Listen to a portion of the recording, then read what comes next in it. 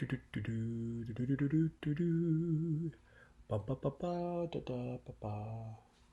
Na na na na na na na. Da da ba ba. Na na na na na na.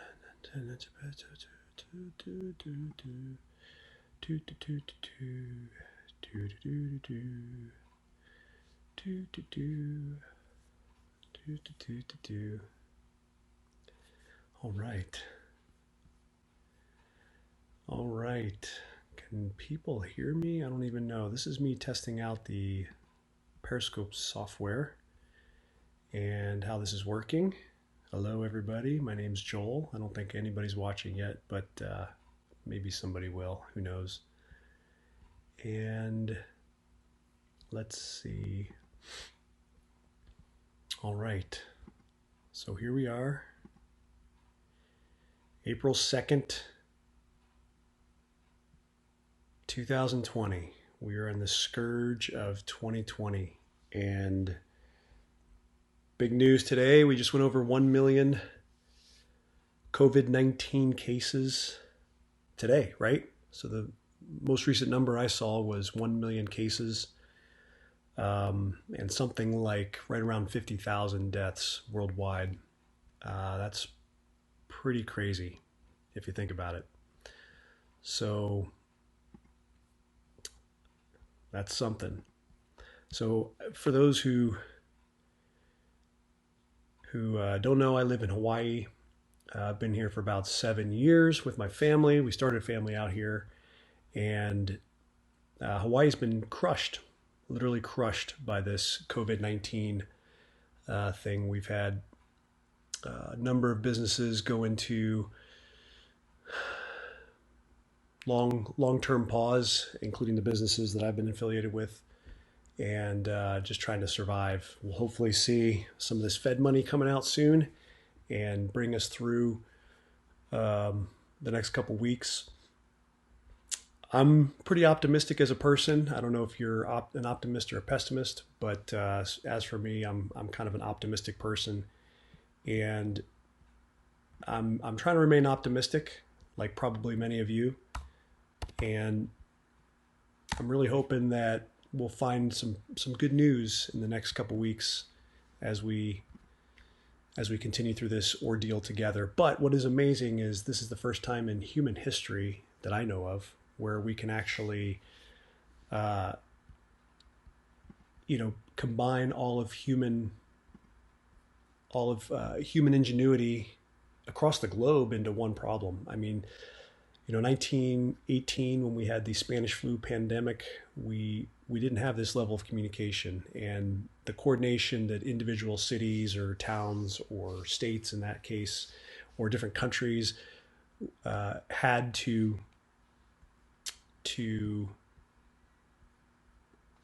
handle that crisis. The coordination just didn't exist, and now we have the brightest minds in the entire world working on this together. So that makes me optimistic. I mean, when we put our own heads together, it's pretty amazing what we can accomplish.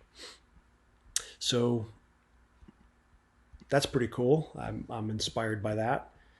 But it is pretty doggone tough to weather this through. And if you're kind of like we are, then you guys are in rough situations too. My brother, just found out my brother lost his job. So that makes two of us in the family so far. So unemployment, 6.6 million, I think, was the number this morning that I saw for unemployment. That's a lot. That's quite a bit.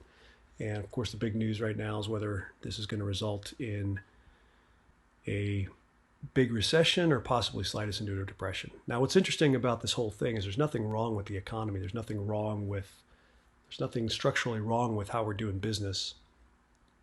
And basically, we're just all taking a break. And companies with high operating expenses, high overhead, which happens to be what I worked in,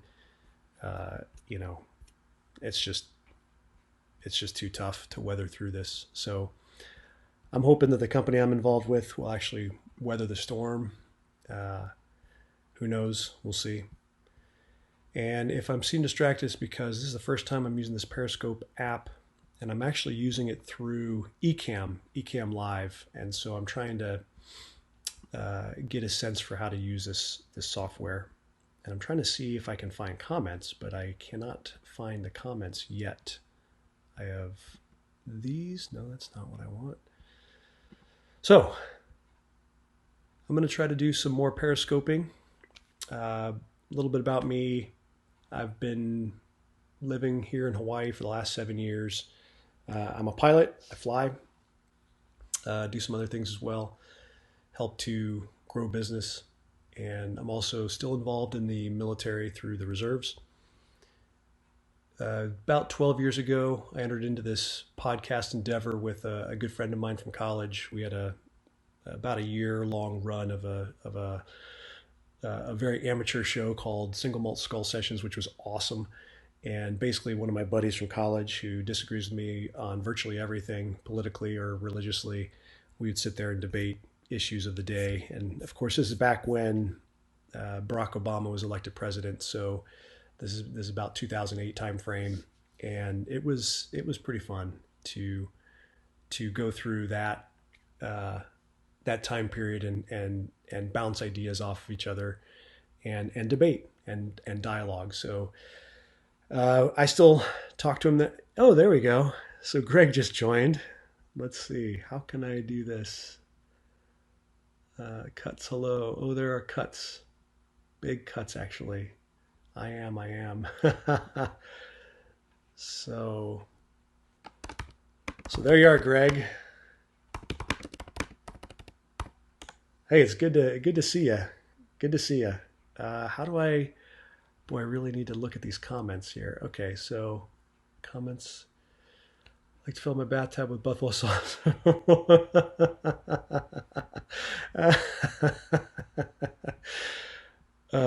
Okay, so now I figured out the comments in my app, so that makes me happier. It won't tell me how many people have joined. It won't tell me that. Okay, now I can view my post on Periscope, and hopefully this won't interfere with anything. So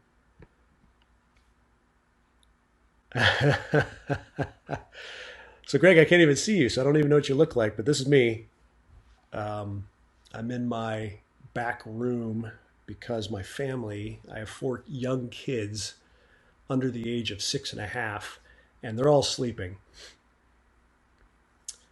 Oh yeah, that drink. I should, shoot, I left it in the other room. So Skull Sessions, let me tell you more about Skull Sessions. Back in the day, my buddy Justin and I, we would sit down over a bottle of single malt scotch and debate. And again, this is back during the Obama inauguration and the election of 2008. And I had just come off 2 combat tours in Iraq with the Marines.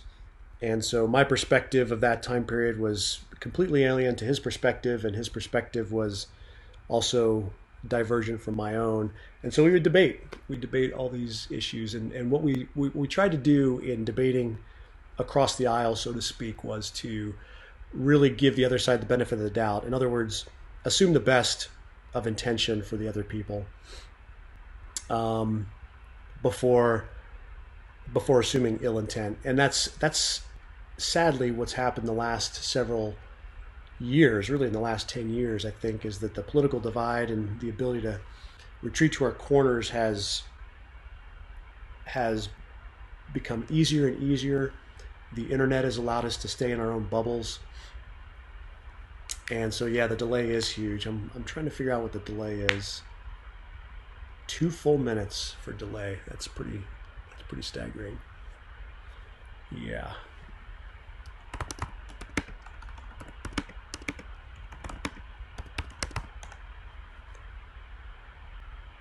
So I've got Greg on the line who is in France. And what's funny about Greg, and what I appreciate about Greg, is that Justin, Greg, and I all met on Twitter.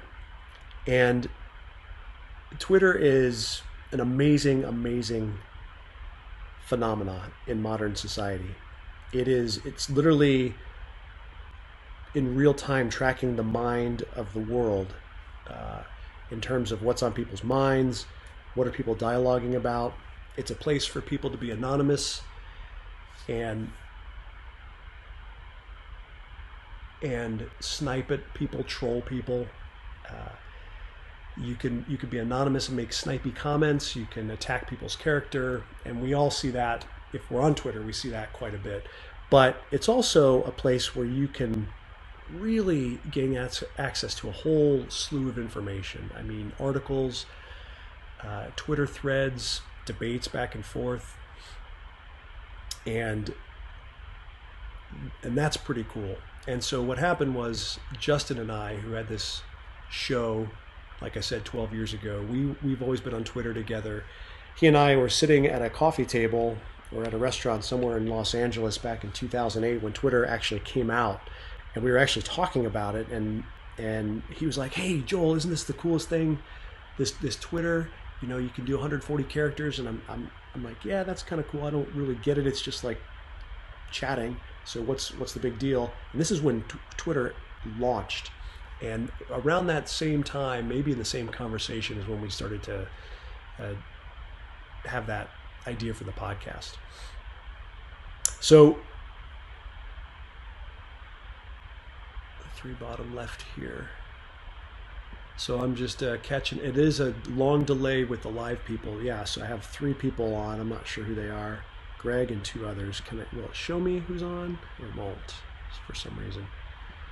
But I do see the comments. So it might be a little bit quicker than we think. Anyway, so I'm debating with Justin constantly over the last several years because of the Trump inauguration 2016. And in many ways, this whole last 4 years have kind of revolutionized the world with the Trump inauguration. Love him or hate him. Justin hates him. I'm pretty warm to him, as my Twitter thread will show. But we debate back and forth, and somehow, I think because I'm trying to even remember when the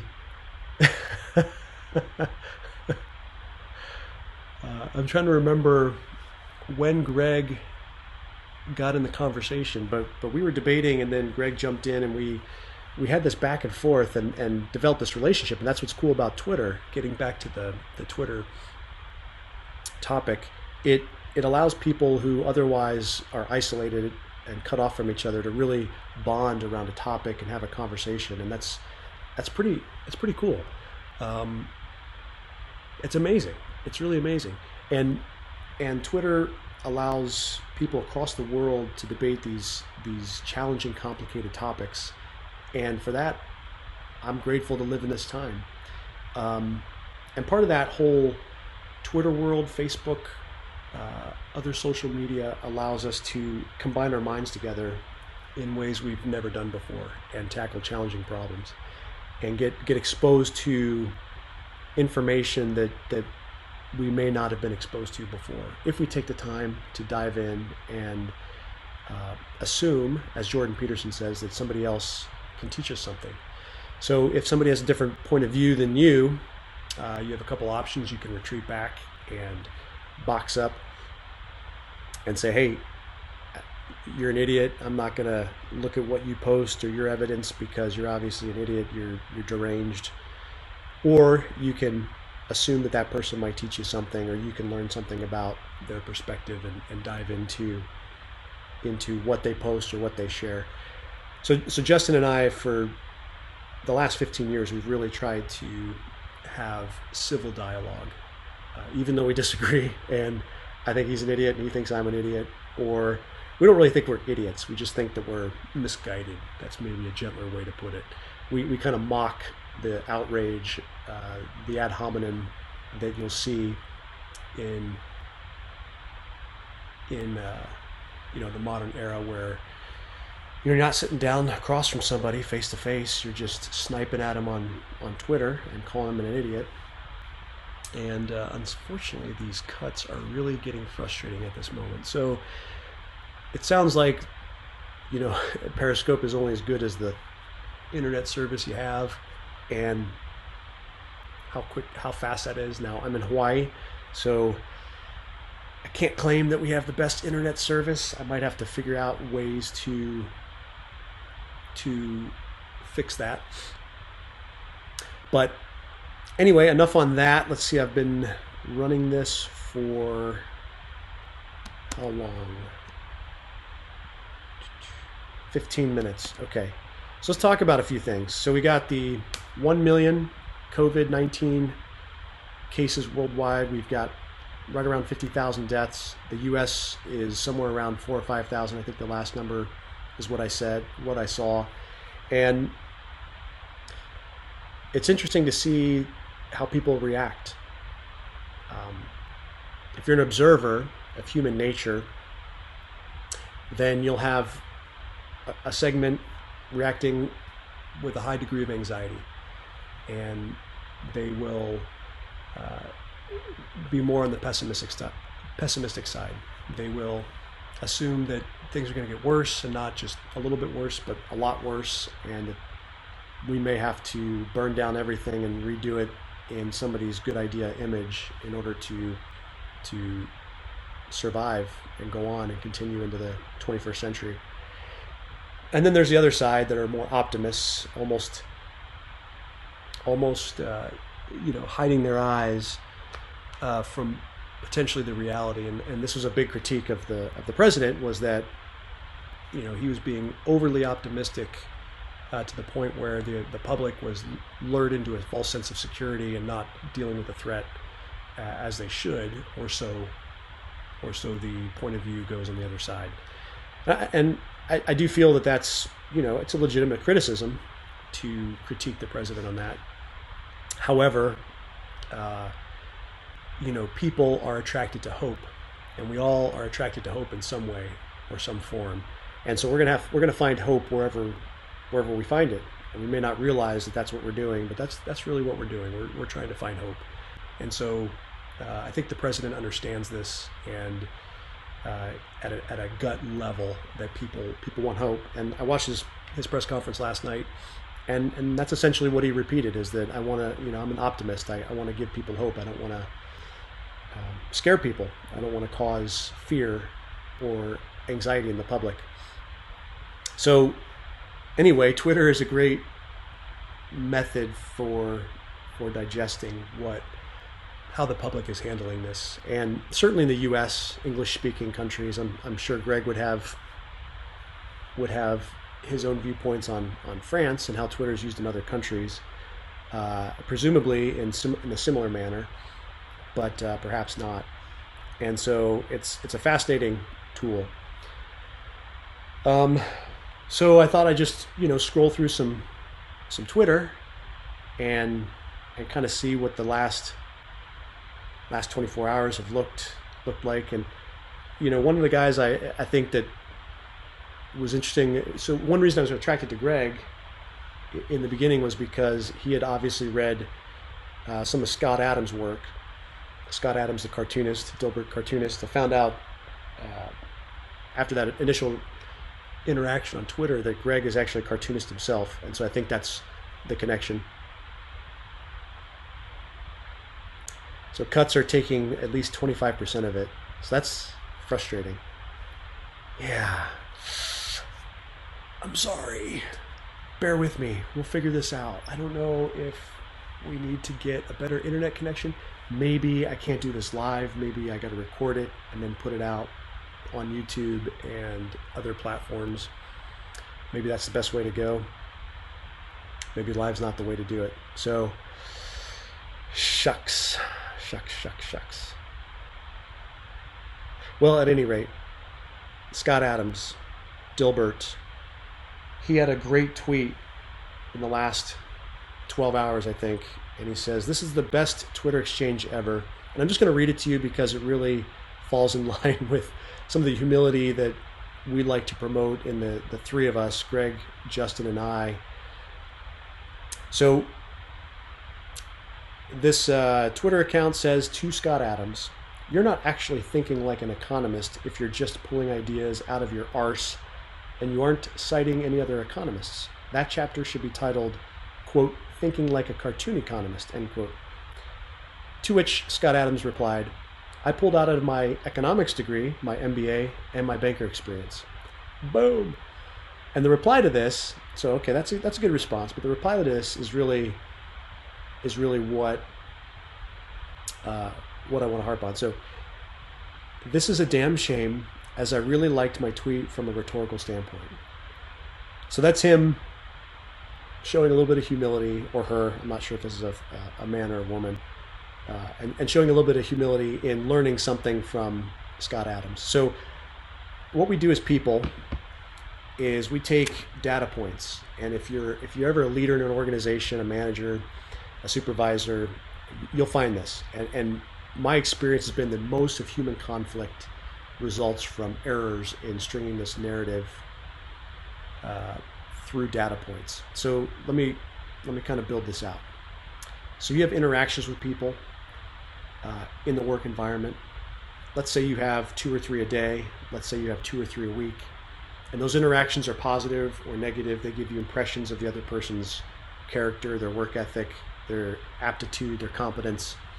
And then based on those data points, you're going to string a narrative through those data points, and you're going to do this subconsciously. You are going to create a narrative about that person or a situation based on limited data points. And Nicholas Nassim Taleb, who wrote the Black Swan book, of which we are in a black swan right now, but this book, when I read it 12 years ago or whenever it was, really blew my mind away, because his take was that, and it's been a while since I've read the book, but the very process of drawing the story between different data points excludes information that might be pertinent. All right, Siri, stop it. The very point of stringing that narrative through data points excludes information that might be relevant. And this was his big critique of the bell curve and these black swan events that can arise. So what I mean by that, you have a couple interactions with people you work with, you subconsciously string a narrative, you have a picture, if you like, of their character, their aptitude, their work ethic. And then what you may not realize is that you become very, very committed to that narrative, and any kind of information or data that comes in and contradicts that narrative, you start to reject. And you'll see this in your coworkers. You'll see this in your colleagues. In examples that I've personally been through, other leadership in a company will start to assume things about an employee. And you'll find out that they're doing that based on some data points they're stringing a narrative through. And you, or in this case me, having maybe slightly different data points or maybe more data points, will have a slightly different narrative. And so you'll really find, Siri, you're driving me nuts. So you'll really find this narrative powerful in the human psyche. And we do this online. We do this politically. We do this religiously. We all do it. And Scott Adams really talks to this about not necessarily this narrative concept, but about confirmation bias and cognitive dissonance. So the narrative concept I just strung along and painted really plays into these cognitive biases. So confirmation bias, basically, once you string that narrative together through a couple data points, every new data point, you're going to look for data points now that kind of fit along that narrative string. Any data point that's outside of that string, that's not really in alignment with that narrative, you will knowingly or unknowingly kind of reject that or resist it, and it'll cause you to fixate on that narrative a little bit stronger. So, too bad. Okay.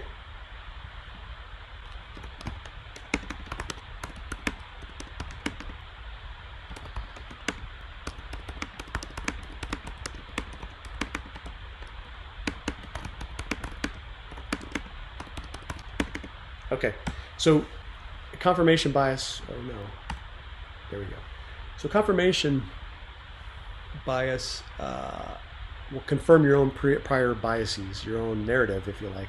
And then cognitive dissonance is the opposite of that, where you're incapable of handling this dissonance with your narrative. So this is my kind of understanding. Hey, my brother joined. Hey. Okay. So for those of you just joining, there's a lag. I'm not sure how long the lag is. One viewer said it was about 2 minutes. It could be less, but there's also choppiness. So I'm in Hawaii. I don't know if my internet connection is best suited for this purpose. That's one of the reasons I'm doing this live cast, to see how it works out. But just joining.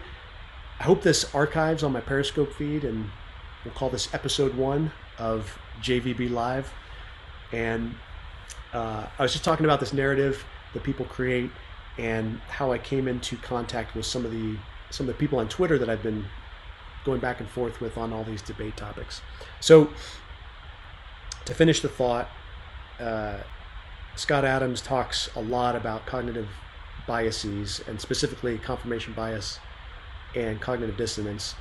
And in light of what I've seen in leadership, where people string these narratives through limited data points, you have, no kidding, what I would consider most of human conflict. And when I say most of human conflict, I would venture to say almost all of human conflict. So this is not to take away that there is ill intent out there in the world, because obviously there is ill intent. There is such a thing as evil, I believe. But we make mistakes both ways, where we assume perhaps too much. We assume a person is always good, or we assume a person is always bad. That's what I like about Jordan Peterson's 12 Rules for Life, is that, hey, assume the person you're talking to has something to teach you. That was one of his rules. And if you come in and approach it with a humble attitude, you might learn a lot, and you might grow in your thinking about a topic. You might grow in your critical thinking. It's good. It's a good exercise. So I'm appreciative to Greg. I'm appreciative to Justin for continuing the conversation. And see you, Greg. I'm just going to write him a note. And it was good. So I could do a interview, a guest. So Eli, if you're still watching, see if you can call me, or maybe I'll try to call you. I don't know. What do you think? Should I try to call you? There's still 2 people in here. I don't know who they are. That's probably Greg and Eli, and this other guy. Neighborhood. It's just, some people are funny. That might be a bot. Who knows? Okay. So, hide chat. What do I do here? Oh, okay, there we go. Oh, so that's another, good. So,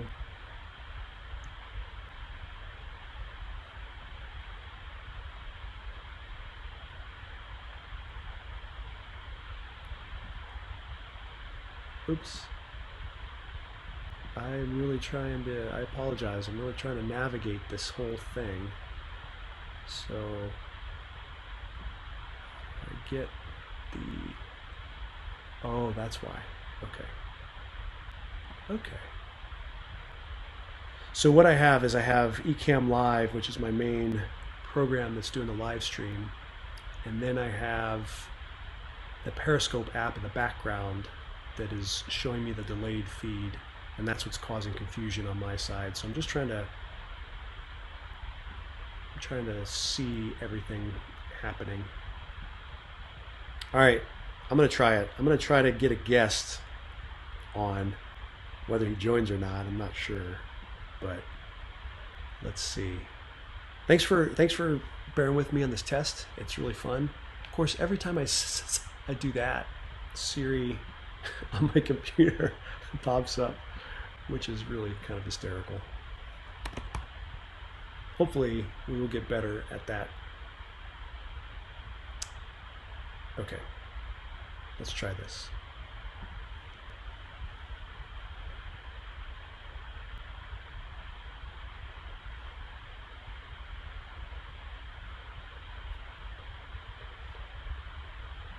Okay.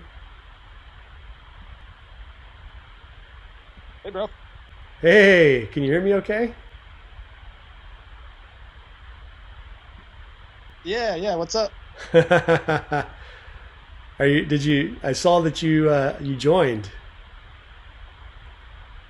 I did. How's the delay for you? I'm going to try to see if I can do a split screen and see if you can see that.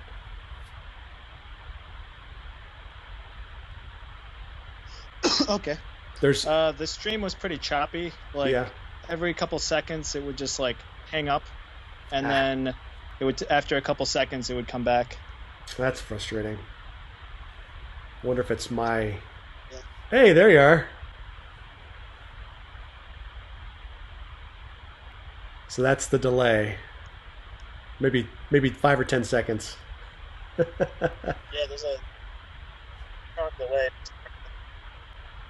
But on Periscope, it was even worse. Oh, really? So yeah, I have the Periscope running in the Yeah, background. it would just like straight up cut out. Yeah, I think I turned mine off. really. Yeah, I got to figure out a way to work around that. So I have the Periscope in the background, and it's not gone to the split screen yet. But Skype, I can hear you loud and clear, no problem. So that's pretty interesting. Were you able Yeah, to you sound fine. were you, were you able to follow any of it or no? It was pretty tough because it wasn't just like buffering; it was like cutting out chunks of what you were saying. Oh, it was probably skipping to try to catch up, perhaps. It was Well, it would just like cut out, like you'd stop moving, and actually I think it would go blank, and then after a couple seconds you'd show back up and you'd be talking, and it was clear that I had missed some dialogue. I see. Okay. Well, that's frustrating. I wonder if there's a setting I can do on my side to fix that because I think there's some ways to change the bandwidth. Anyway, Okay. so how's it going, man? All right. Just hanging out. I cleaned the house today.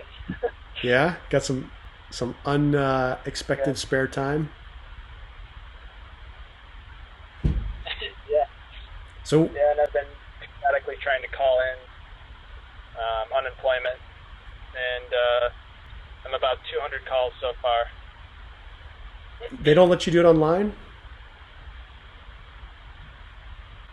So here's the thing. Um, I tried to. You're supposed to file online, which is supposed to be straightforward. But I signed on with an account I had made, and then when I got to the part where it asks for your social security number, I put it in, and it said that this social security number was already applied to a different account. And I'm like, what the heck? So after a while, I'm like, oh, I should go check the DMV. So I checked the DMV site, and I tried to log in there, and they gave me the account name because I couldn't remember what the account name was that was associated with my social security number. And then after I submitted or after I logged in with that username because I recovered the password on the New York Labor website, it says that I was already logged in with a different account, and that like it just doesn't work. And if you try doing anything during the day, it's almost unusable. It crashes every time you switch pages, it just crashes. Huh. So Huh. it'll probably be a while before I can get on.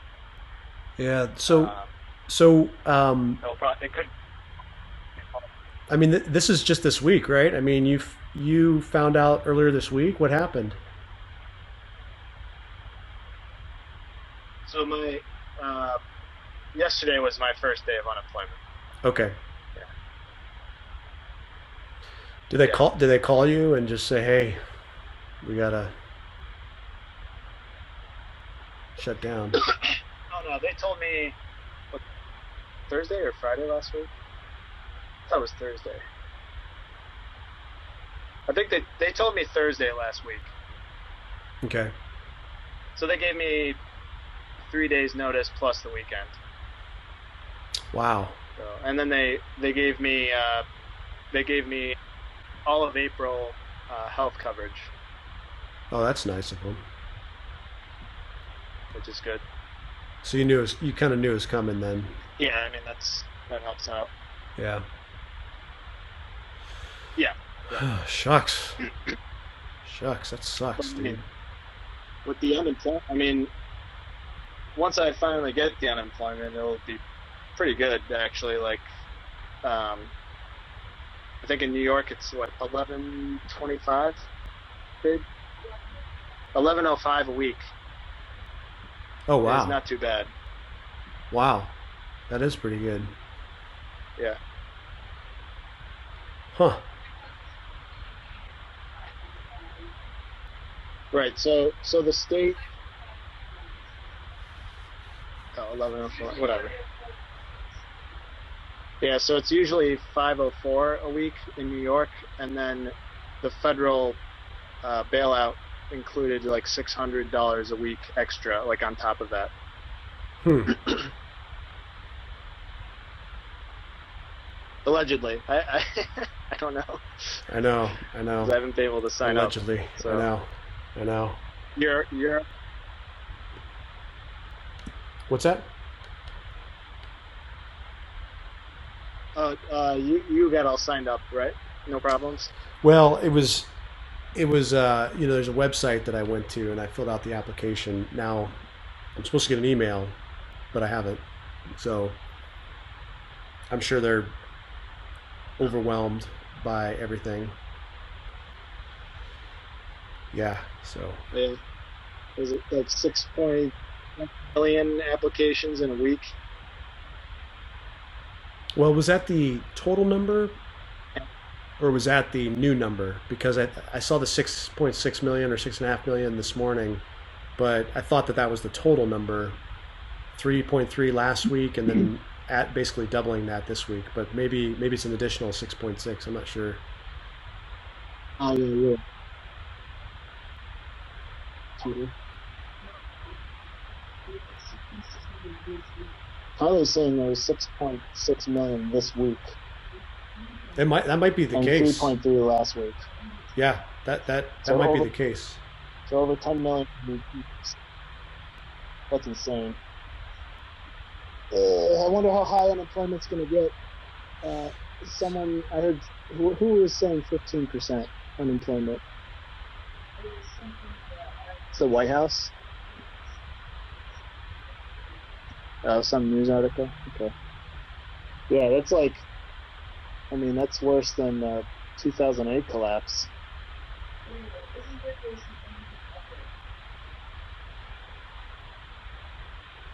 It's like Great Depression. Well, I'll give you some Yeah. optimism, bro. You ready for some optimism? Yeah.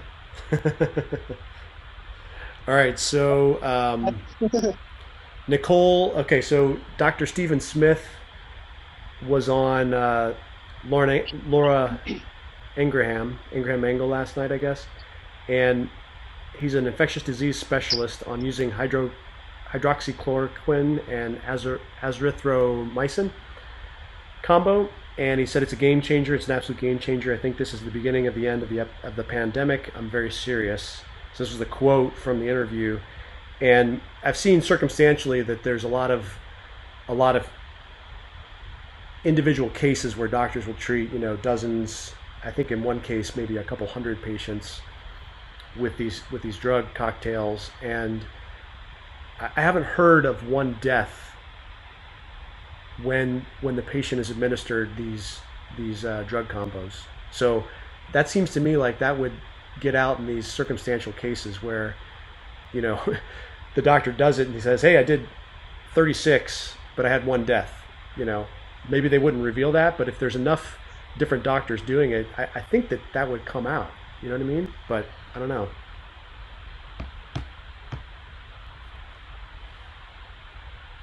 Yeah. Yeah, I mean, I hope so. That would be certainly. We probably need to ramp up production like crazy because I doubt there's enough of it right now. Yeah, yeah, for sure. Have you watched any of the Trump press briefings? I've watched a few, like part of a few of them, but not too many. It's interesting because he'll come out there with, you know, the two doctors and the VP, and on Sunday or Monday, or no, I can't remember what day it was, but he brought out a bunch of the CEOs that are involved in the kind of response, and he'll have them come up and share a little bit.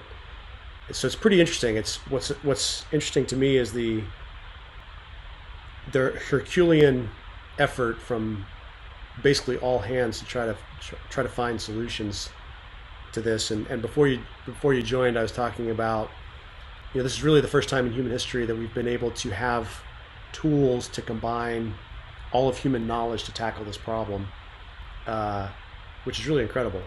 You know, we have websites and apps that are popping up, websites that are sharing all the medical research papers on COVID-19 across all the countries that are researching it, apps that people are using to track the spread and you know, that kind of thing. And it's amazing. And the link that Mom sent out yesterday or the day before with that uncommon knowledge link, it's a good interview, because I've had this, you know, the death rate fluctuates so much. If you look country to country, South Korea was like 0.6%. All the variance in the death rates, trying to wrap your mind around that, you know, you don't have the denominator.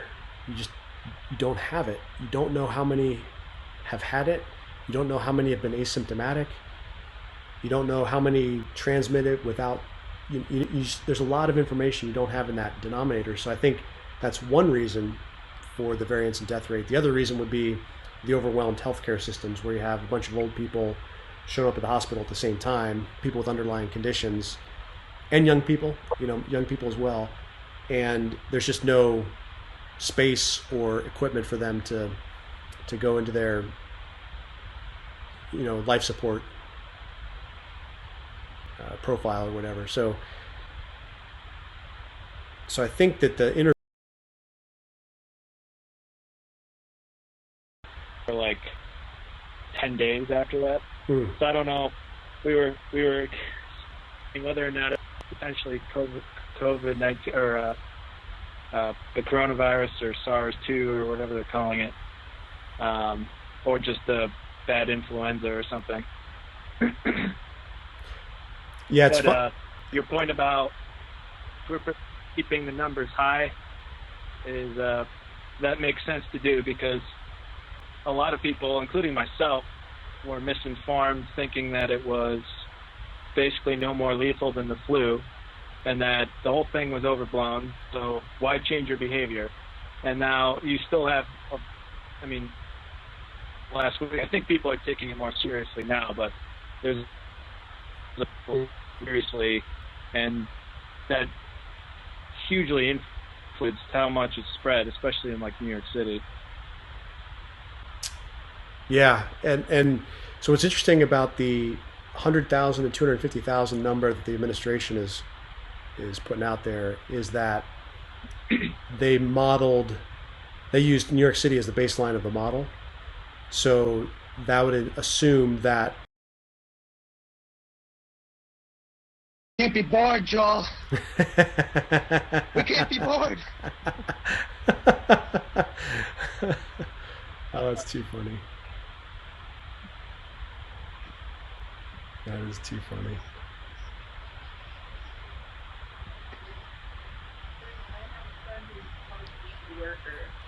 not actually like a registered nurse or anything like that. And with this stimulus bill, if you go on unemployment, you get whatever the state offers plus $600 a week. Right. And it was an interesting perspective that she has, that she's going to be making less money working on the front lines than somebody staying home that's unemployed. Sort of like soldiers. Yeah. So she was not happy about that.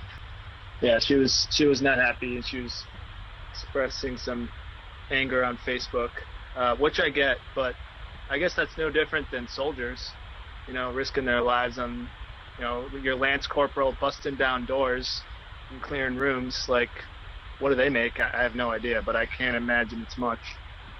That's right. That's right. And I think that's your friend's example is a case study of how policy and changing the incentive structure has a number of unintended consequences. So obviously, no one would want that to be the case where this, you know, somebody who's needed in the front lines is now incentivized to drop out because they'll make more money with the unemployment and the federal kicker. So no one intends to do that, but those scenarios happen all the time. It's all trade-offs when you're doing policy proposals to address this kind of thing. And that's why, you know, the $600, I don't remember if that was something the Democrats fought for, or I think it was. I think they got that in the original Senate bill, although I